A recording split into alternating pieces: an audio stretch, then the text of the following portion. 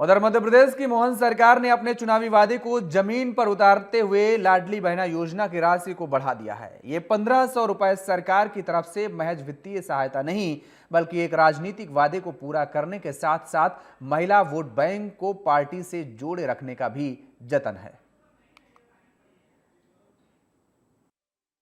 मध्य प्रदेश के मुख्यमंत्री डॉक्टर मोहन यादव ने लाडली बहना योजना में बहनों को 1500 रुपए देने के अपने संकल्प को पूरा करते हुए इसकी शुरुआत कर दी है। ये उनकी राजनीतिक इच्छा शक्ति को दिखाता है कि वादा पूरा करने में वे किसी भी तरह की प्रशासनिक बाधाओं को बर्दाश्त नहीं करेंगे। इस योजना में 1 करोड़ 25 लाख से अधिक लाडली बहनों को ये सौगात मिलेगी, जिसमें अब तक सरकार लगभग 44,917 करोड़ रुपए उनके खातों में ट्रांसफर कर चुकी है और समय के साथ साथ इस राशि में बढ़ोतरी की संभावना भी बनी हुई है। जब मैं आपसे बात कर रहा हूं तो वाकई सच में नारी सशक्तिकरण को लेकर हमारी सरकार एक तरफ अपने इस कमिटमेंट के आधार पर जो हमने कहा वो किया।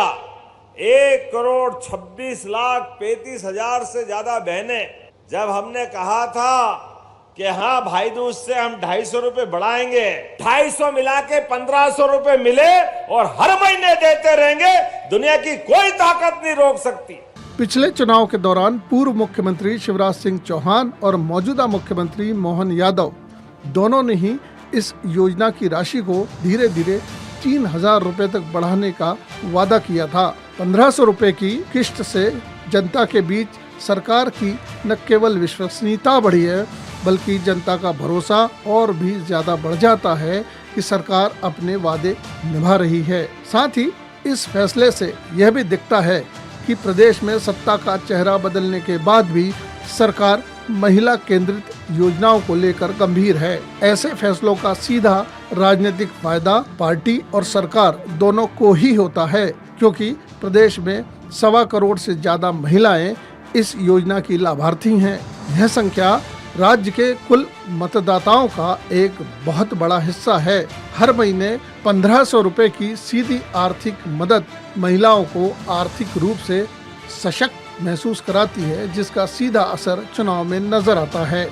मुख्यमंत्री डॉक्टर मोहन यादव का ये एक मास्टर स्ट्रोक ही है, जिसने विपक्ष को बैकफुट पर धकेल रखा है, क्योंकि ऐसे उदार फैसले विपक्ष के लिए सरकार की विफलताओं को उजागर करने के अवसरों को कम करते हैं, खासकर तब जब बात महिला कल्याण की हो।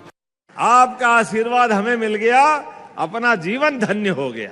ऐसा लगा वास्तव में, जो अपनी यशस्वी प्रधानमंत्री श्रीमान नरेंद्र मोदी जी के नेतृत्व में जिस प्रकार से देश चल रहा है, उनके आशीर्वाद से हमारी सरकार बनी। हमने सबने यही संकल्प लिया था कि बहनों की आर्थिक स्थिति मजबूत करते हुए धीरे धीरे करके हम राशि बढ़ाते जाएंगे। लोक लुभावन और वित्तीय प्रबंधन को लेकर विपक्ष अक्सर ऐसी योजनाओं को रेवड़ी या खजाना खाली करने वाली बताकर हमले की रणनीति बनाता है, लेकिन लाभार्थियों की बड़ी संख्या के चलते आलोचना राजनीतिक रूप से महंगी पड़ने का भी डर बना रहता है। लिहाजा कांग्रेस भी बहुत संभल कर कटाक्ष करती दिखाई देती है। आप फिर 1500 भी दे रहे हैं तो फिर 1500 तो आज भी चोरी कर रहे हैं। आपने आज जब मैं आपसे बात कर रहा हूं तो लाडली बहना को 1,09,000 करोड़ रुपए जाने थे, जब से योजना आई 3,000 के हिसाब से। मुख्यमंत्री ने पिछले महीने एक भाषण में स्वीकार किया, हमने 40,000 करोड़ रुपए दिए दोनों मुख्यमंत्री ने मिलकर, यानी लगभग 60-70 हजार करोड़ रुपए की चोरी की उनकी बहनों की। अगर 3,000 का आपने वादा किया, मोदी गारंटी दी 3,000 दो ना। ये किस तरह का माया जाल है? सुभद्रा 3,000 करो, लाडली बहना 3,000 करो, तीसरा नाम रखो वो 3,000 करो, पर रुपए काम करेंगे, नोट जो उनकी बहनों को काम आएंगे जिससे वोट लिया है। अन्यथा अभी तो आप 1500 देते रहो, आखिरी में वोट कांग्रेस को देगी।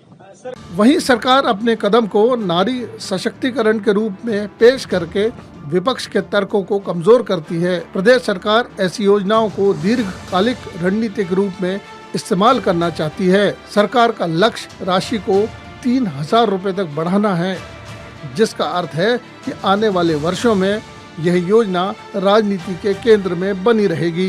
यह रणनीति आगामी लोकसभा चुनाव और अगले यानी 2028 के विधानसभा चुनाव तक महिला वोटर्स का समर्थन बनाए रखने में मदद भी करेगी। वैसे भी ये योजना दूसरे राज्यों के लिए भी एक मॉडल बन गई है। इस योजना से महिलाओं के सामाजिक, आर्थिक, स्वास्थ्य जैसे मुद्दों पर भी सकारात्मक असर पड़ा है। सामाजिक सुरक्षा का भाव भी बढ़ा है। महिलाओं के साथ घरों में होने वाले भेदभाव में कमी आई है। वे अपने आर्थिक फैसले लेने में खुद को सहज महसूस करने लगी हैं और इससे स्थानीय बाजार के साथ साथ अर्थव्यवस्था को बढ़ावा मिल रहा है, जिससे मध्य प्रदेश की सरकार को राष्ट्रव्यापी पहचान के साथ साथ दूसरे राज्यों में सम्मान के अलावा राजनीतिक लाभ भी मिलता रहा है। यह बढ़ोतरी मौजूदा सरकार को महिला सशक्तिकरण की अपनी प्रतिबद्धता को दोहराने का एक बड़ा अवसर देती है, जबकि विपक्षी दलों को इस महिला केंद्रित राजनीति का मुकाबला करने के लिए नई और प्रभावी रणनीति बनाने को मजबूर करती है। भोपाल से प्रसन्न शाहणे की रिपोर्ट।